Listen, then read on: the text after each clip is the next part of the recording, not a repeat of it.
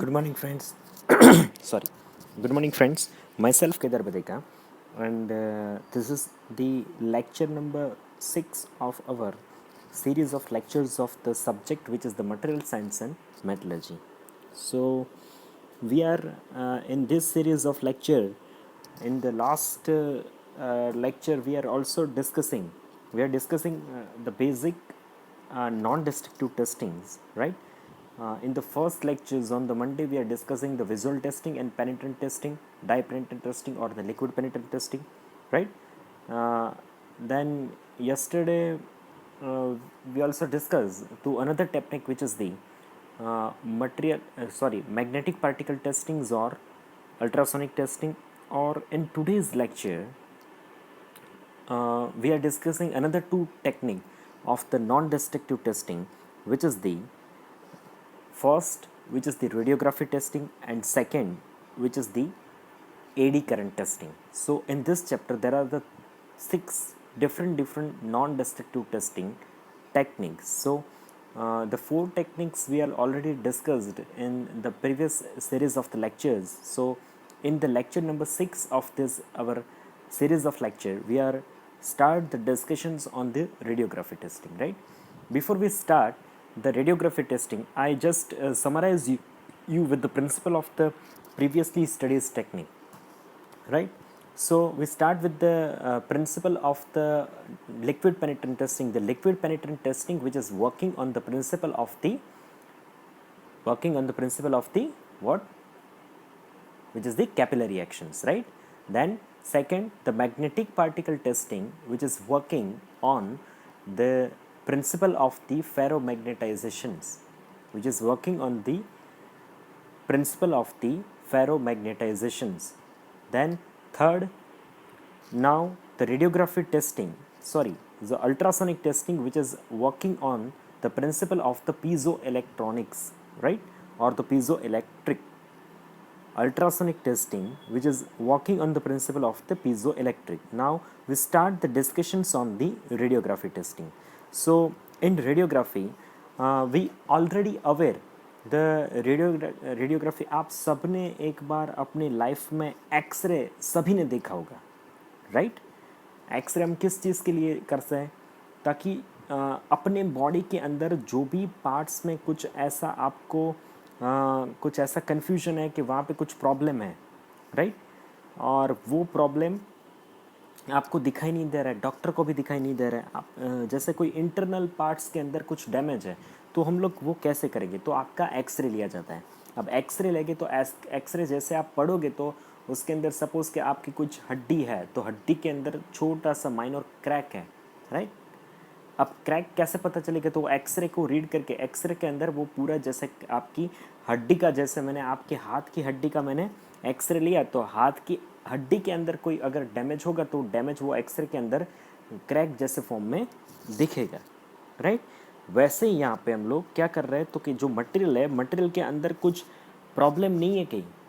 अगर कोई प्रॉब्लम है तो फिर फ्यूचर में कुछ प्रॉब्लम हो सकती है, इसलिए हम लोग as a safe side we take the X-ray of the material, right? के अंदर कोई किसी भी चीज़ का कोई प्रॉब्लम नहीं है, पूरा मटेरियल अंदर से सेफ है. अंदर छोटा सा अंदर मटेरियल के, सपोज़ कि आपके पास जो मटेरियल है उसकी थिकनेस है वो 50 mm है, राइट? 50 mm की थिकनेस के अंदर छोटा सा 10 mm थिकनेस के बाद छोटा सा क्रैक हो सकता है, छोटा सा गड्ढा हो सकता है, छोटा सा डेंट हो सकता है. अगर वो होगा तो फिर फ्यूचर में वो धीरे धीरे बड़ा होता जाएगा और फिर एक दिन वो पूरा मटेरियल ब्रेक हो जाएगा, राइट? ऐसे कुछ चांसेस वहाँ पे हो सकते हैं. अब ये चीज़ ना हो, इसके लिए जो है वो हम लोग एक्सरे करते हैं, राइट? ये मटेरियल के लिए भी हम लोग यही चीज़ है वो अप्लाई कर रहे हैं. तो हम लोग वी आर स्टार्ट करेंगे. आप जैसे देखोगे तो आपको फिगर के अंदर जो है वो एक रेडियोग्राफिक सोर्स नीचे आपको दिख रहा है, राइट? राइट? ऊपर से आपका हाई इलेक्ट्रिक पोटेंशियल्स, जो इलेक्ट्रॉन्स हैं, वो इलेक्ट्रॉन्स वहाँ से वो जो ट्यूब्स है आपका, जैसे कि आपका रेडियो एक्टिव मटेरियल है, जैसे रेडियो एक्टिव मटेरियल में आपका हो गया जो क्रिप्टोन हो गया, राइट? यूरेनियम हो गया, थोरियम हो गया, जैसे वो आपका जो रेडियो एक्टिव जो मटेरियल्स है वहाँ से वो इलेक्ट्रिकली चार्ज होके वो इलेक्ट्रॉन वहाँ से थ्रो करेंगे। अब जैसे इलेक्ट्रॉन आप देखो येलो येलो जो डॉट्स दिख रहा है, वो जैसे इलेक्ट्रॉन्स थ्रो करेंगे तो वो अपने जो सैंपल है वो सैंपल के ऊपर पड़ेंगे। जैसे वो रेड कलर का सैंपल है, उसके पीछे जो है वो एक्सप्लोरिंग रिकॉर्डिंग डिवाइस, राइट, जैसे ही पड़ेंगे तो वो जैसे वो अपने मटेरियल में से पास होके, मटेरियल में से पूरा पास होके वहाँ पे वो जो एक्सप्लोरर रिकॉर्डिंग डिवाइस है उसमें वो पूरा रिकॉर्ड हो जाएगा। जैसे उसको हम फिल्म बोलते हैं, जो हमारा एक्सरे हो वो that is one kind of the film.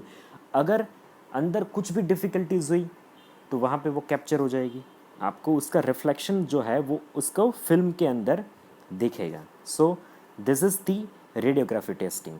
So the radiations are of the higher energy which is the shorter wavelength. उसका जो वेवलेंथ होता है बहुत शॉर्ट वेवलेंथ होता है, shorter wavelength version of the electromagnetic waves, right?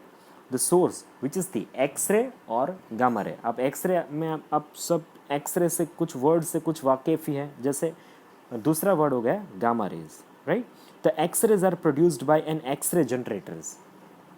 The gamma radiator is the product of the radioactive atoms। जैसे radioactive atoms कौन से हो गए, अपना यूरेनियम हो गया, थोरियम हो गया, राइट, वो जो है वो अपने रेडियो एक्टिव एटम्स हैं। The X-ray and the gamma rays can be characterised by the frequency, wavelength and velocity. आप दूसरा आपका जो छोटा वाला फिगर ये राइटअप के नीचे दिख रहा है, तो वो जो है वो उसकी फ्रीक्वेंसी और वेवलेंथ दिखा रहा है, और उस तरीके से हम उसको इंटरप्रेट करके उसको डिफेक्ट को, कौन सी अंदर डिफेक्ट है और किस तरीके से वहाँ पे अंदर कुछ डिसकंटिन्यूटीज़ और डिफेक्ट है, उसको हम लोग वो वेवलेंथ से हमको, जैसे कल हमने सीआरटी स्क्रीन के ऊपर मैंने आपको बताया था कि वो पूरा जो है उसका एक सीआरटी डिस्प्ले के अंदर उसका वेवलेंथ जो है वो क्रिएट होगा, right.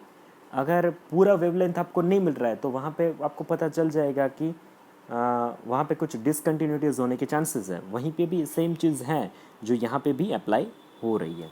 Now the principle of the radiography. The part is placed between the radiation source, ये आपका ऊपर वाला हो गया जो स्टार जैसा दिख रहा है ना, radiation source, and a piece of the film. बीच में जो आपका दिख रहा है वो that is a piece of the film. A part will stop the same of the radiation. The part will stop the same of the radiations. Thicker and more dense area will stop more of the radiations. The film darkness, नीचे वाले जो है वो आपको अगर आप देखेंगे तो आपके जो आपका जो पार्ट है उसके पार्ट के अंदर जो है एक ब्लैक कलर का आपको छोटा सा गड्ढा जैसा दिख रहा है, राइट। वो उसका सेम जो रिफ्लेक्शंस था वो सेम रिफ्लेक्शन है, वो आपको आपकी रेडियोग्राफिक फिल्म के अंदर वो दिख रहा है, right. The film darkness, the density will vary with the amount of the radiations and reaching the film through the test observe। अब जहाँ पे आपको लाइट ग्रे कलर दिखेगा which is the less exposures, and dark दिख रहा है विच is the more एक्सप्लोजर, वहाँ पे वो काफ़ी फैला हुआ है, right. So this is the principle of the radiography.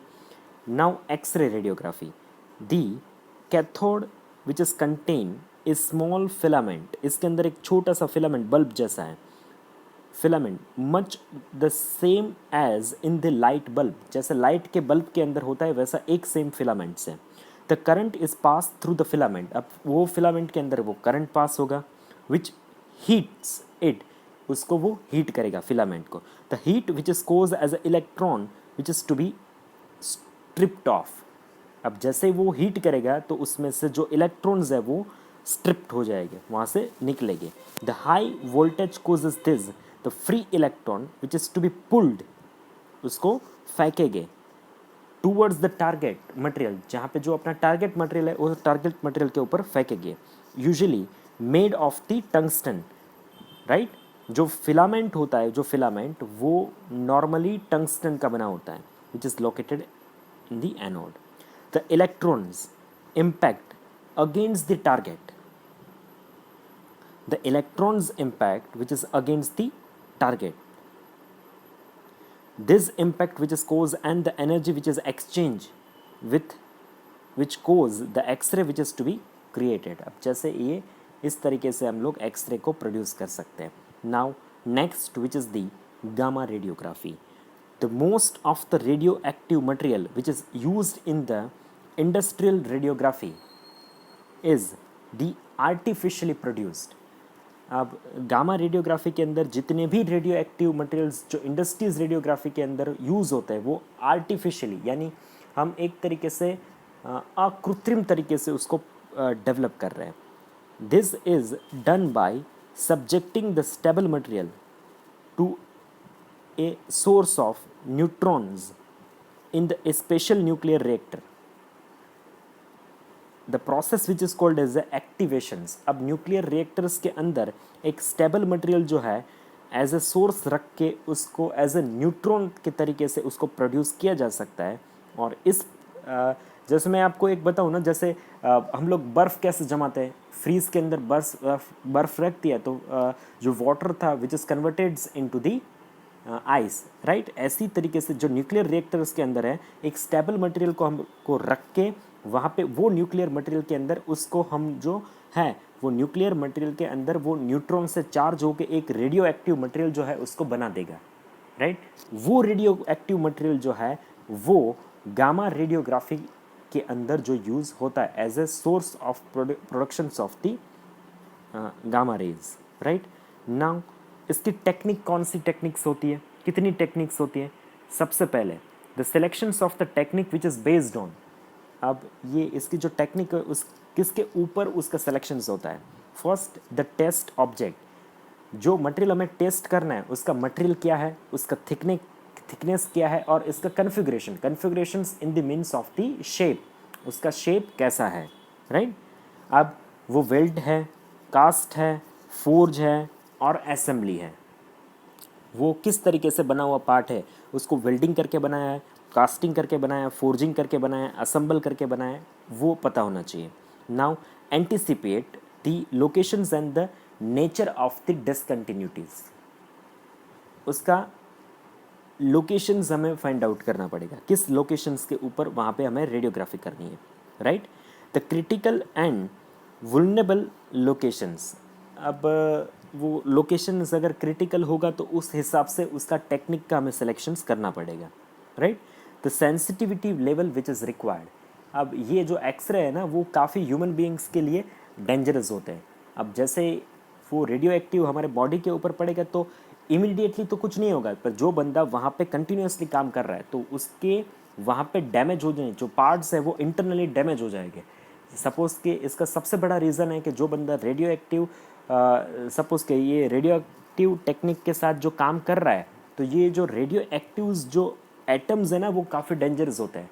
वो आपके बॉडी के सेल को डिस्ट्रॉय कर देते हैं और डिस्ट्रॉय करके वहाँ पे उस बॉडी के अंदर कैंसर होने के चांसेस सबसे ज़्यादा होता है. यानी कि वहाँ पे सेंसिटिविटी लेवल है वो काफ़ी रिक्वायर्ड होना चाहिए. पूरा एरिया जो है वो कॉर्डन करके, राइट. जो लीड मटेरियल होता है ना, सीसू पड़ा हो ना लीड, वो पूरा एरिया वो सीसू के मटेरियल्स के साथ कॉर्डन करके उसके अंदर जो है वो रेडियोग्राफी की जाती है. अब सीसू ऐसा मटेरियल है लीड कि उसके अंदर से रेडियो एक्टिव जो रेज होता है ना वो पास नहीं हो सकते. And the accessibility of the film, वो फिल्म जो है वो पीछे उसके रख सके इतनी एक्सेसिबिलिटी होनी चाहिए. Now this is the advantages and disadvantages of the radioactive techniques. So advantages which is it can be used to inspect the virtually of all the material, ये सब material के लिए काम हो सकता है. The defect which is the surface and subsurface defect which all are the detect, दोनों surface के ऊपर वाली और अंदर जो है वो सारी defect examine कर सकते हैं. The permanent test report can be obtained, ये जो इसका टेस्ट का रिपोर्ट हो गया वो परमानेंटली हम लोग रख सकते हैं. The ability to inspect the complex shapes, जो मटेरियल के जो पार्ट है उसका जो शेप है अगर वो कॉम्प्लेक्स है, राइट, थोड़ा आड़ा टेढ़ा है, right. The hidden areas and the multi layered structures without disassemble, उसको पूरा डिसअसेंबल उसको पार्ट को अलग अलग करे बिना उसको हम लोग वहाँ पे रेडियोग्राफ कर सकते हैं. The minimum part preparation is to be required. इसके जो एडवांस में जो टेक्निक ये जो प्रोसेस करने के लिए जो प्री प्रिपरेशंस चाहिए वो काफ़ी मिनिमम प्री प्रिपरेशंस हैं, right. The technique which is standardise and the preference standard which is available, ये टेक्निक है वो स्टैंडर्डाइज टेक्निक है और ये इसके जो स्टैंडर्ड्स है उसके हिसाब से ही हमें वो पूरा वर्क करना पड़ता है। Now what is the disadvantage?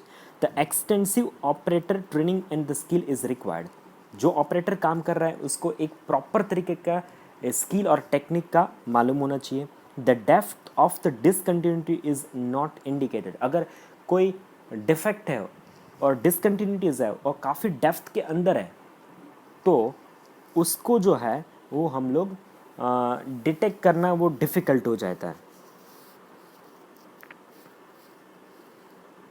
Right. उसके बाद हो जाएगा अपना access of both side of the structures. हम बोथ साइड को स्ट्रक्चर जो है वो एक साथ उसको एग्जामिन कर सकते हैं, राइट।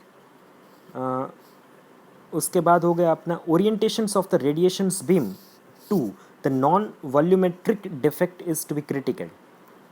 ये चीज़ हमने पहले भी डिस्कस की ली है, right. Relatively expensive equipment the investment which is required high. ये जो रेडियोग्राफी जो टेक्निक के जो इक्विपमेंट होते हैं वो काफ़ी महंगे होते हैं, तो काफ़ी ज़्यादा इनिशियल इन्वेस्टमेंट है ये टेक्निक के ऊपर करना पड़ता है, राइट। ये एक डिसएडवांटेजेस है। The possible radiation hazard to the personal, ये चीज़ में मैंने आपको बताई। एक जो वहाँ पे पॉसिबिलिटीज़ है कि जो बंदा वहाँ पे काम कर रहा है तो उसको एक रेडिएशन हैज़ार्ड लगने के चांसेस काफ़ी ज़्यादा हैं। इसके एप्लीकेशंस क्या हो जाएंगे? एप्लीकेशंस के अंदर हो जाएगा अपना ये पाइप जो अपने होते हैं, ड्रेनेज के पाइप हो गए, फिर अपने वाटर सप्लाई के पाइप हो गए, जो बड़े बड़े म्यूनसिपल कॉरपोरेशंस के जो पाइप लाइन्स आती है उसका रेडियोग्राफी करने के लिए, प्रेशर वेसल्स और बॉयलर्स के अंदर, स्ट्रक्चरल स्टील वर्क्स के अंदर, शिप बिल्डिंग्स के अंदर, right. The testing can be carried out up to 200 mm thickness. ये इसका एक लिमिटेशन बोल सकते हैं कि 200 mm तक जो थिकनेस है वहाँ पे हम लोग रेडियोग्राफी कर सकते हैं। अगर आपका मटेरियल का थिकनेस अगर 200 mm से ज़्यादा है तो वहाँ पे उसका टेस्टिंग करना वो डिफ़िकल्ट हो जाएगा। सो this is all about the radiography testing. उसका एप्लीकेशंस देखे तो इंटरनल डिटेक्शंस हो जाएगा डिफेक्ट का, जैसे डिफेक्ट आपका हो गया porosity, casting, lack of fusions in the welding, cracks, ऐसे डिफेक्ट हम लोग इससे एग्जामिन कर सकते हैं।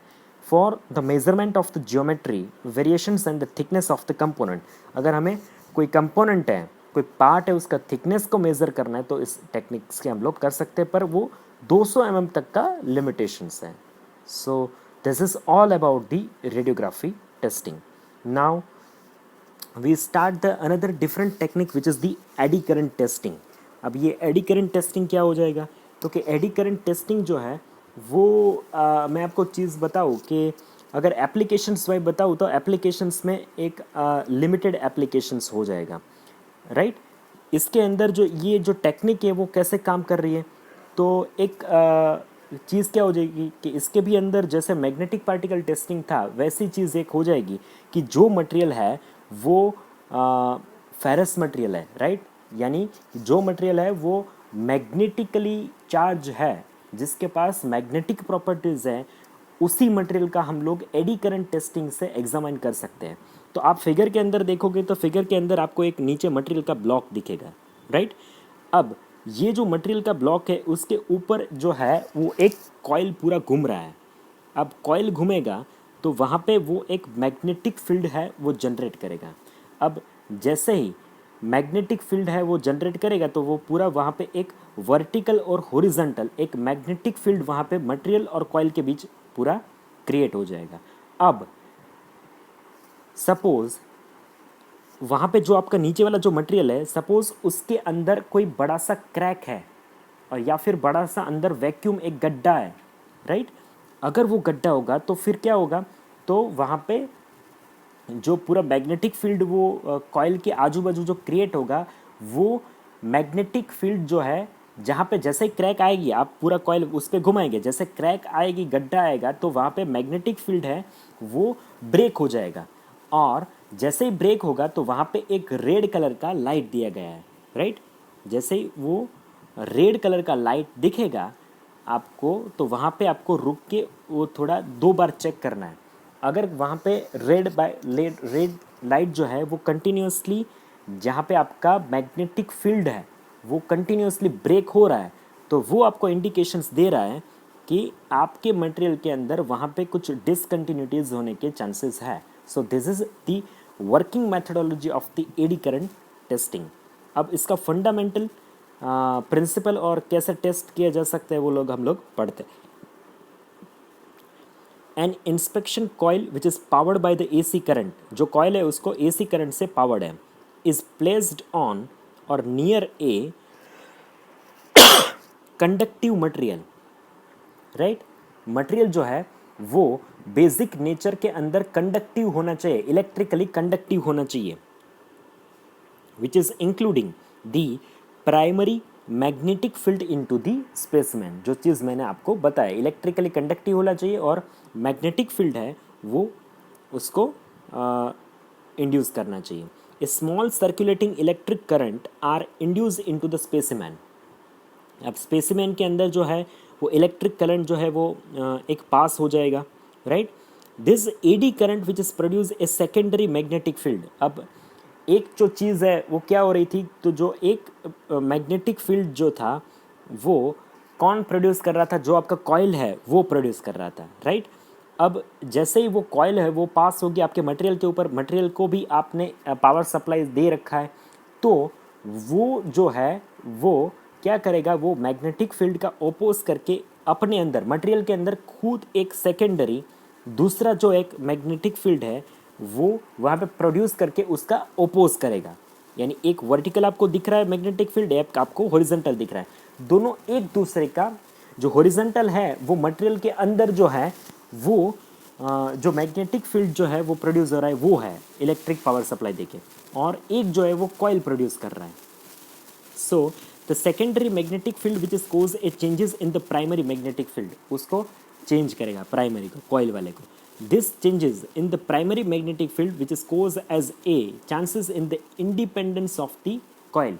अब कॉइल के जो इम्पिडेंस होते हैं वो इम्पिडेंस के अंदर चेंज हो जाएगा। This changes in the impedance can be detected and displayed by the AD current instrument। वो जो impedance के अंदर change हो जाए वो AD current जो instrument है वो AD current instrument के अंदर आपको observe हो जाएगा, right? ये जैसे आपको दिख रहा है एक वर्कपीस है, वर्कपीस के अंदर वर्कपीस के ऊपर एक ऑल्टरनेटिव करंट के साथ एक कॉइल है, वो कॉइल मैग्नेटाइज होकर आपका वर्कपीस के ऊपर से पास हो जाएगा। पास हो जाएगा तो फिर क्या होगा, पास करेंगे जैसे ही तो एक जो था वो एक ऑल्टरनेटिव मैग्नेटिक फील्ड जो है वो कॉइल जनरेट कर रहा है और वो मटेरियल को चार्ज करके मटेरियल खुद एक एडी करंट जो है वो प्रोड्यूस करेगा। अब ये जो एसी करंट से, ये जो एसी पावर सप्लाई आपने दिया है ना, एसी पावर सप्लाई से कॉइल से मटेरियल के अंदर एडी करंट प्रोड्यूस हो जाएगा। ये एडी करंट जो होता है वो एक सेकेंडरी मैग्नेटिक फील्ड जनरेट करता है। अब वो मैग्नेटिक फील्ड जो है जैसे ही जनरेट होगा तो आपका जो कॉइल है, कॉइल उसके इम्पीडेंस के अंदर चेंजेस हो जाएंगे। वो चेंजेस जो है वो आपके इंस्ट्रूमेंट के अंदर रिकॉर्ड हो जाएगा, राइट।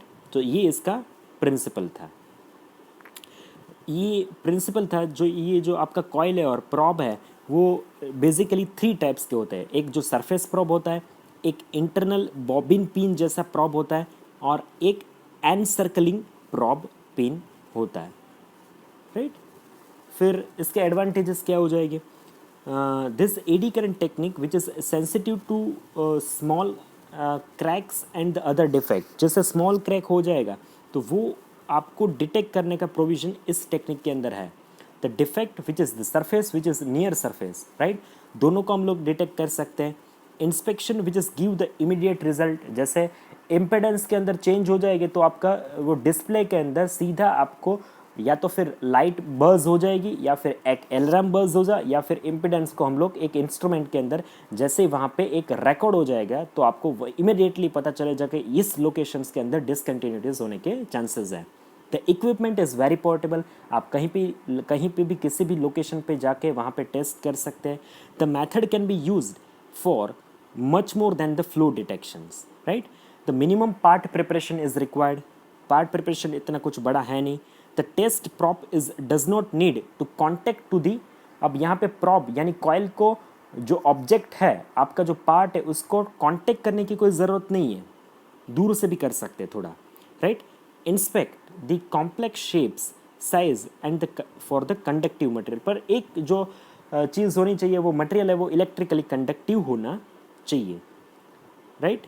अब उसके बाद हो जाएगा एप्लीकेशंस. क्या चीज़ है उसका, क्रैक को आप देखेंगे तो फिगर के अंदर जैसे ही एक जो पोस्ट वाले फिगर के अंदर एक पूरा पार्ट है जैसे ऑटोमोबाइल का कुछ पार्ट जैसा दिख रहा है, राइट. अब एक जो कॉइल है वो कॉइल जो है वो जो एक छोटा सा पतला सा कॉइल है वो कॉइल उसके अंदर पास हो रहा है, राइट. अब जैसे ही पास होगा तो मैग्नेटिक फील्ड जनरेट होगा. मैग्नेटिक फील्ड से वो अगर इम्पिडेंस के अंदर चेंजेस होता है तो आपको एक नीचे वाले फिगर के अंदर एक डिस्प्ले जैसा दिख रहा है, वो डिस्प्ले के अंदर सीधा वो आपके इम्पिडेंस के अंदर चेंजेस दिखेंगे. जिस लोकेशन के ऊपर आपको चेंजेस दिख रहा है तो वहाँ पे आपको फिर एक बार चेक करके आपको वहाँ पे डिटेक्ट को आप एग्जामाइन कर सकते हैं और उसको रिपेयर करके फिर वो पार्ट को ओके कर सकते हैं.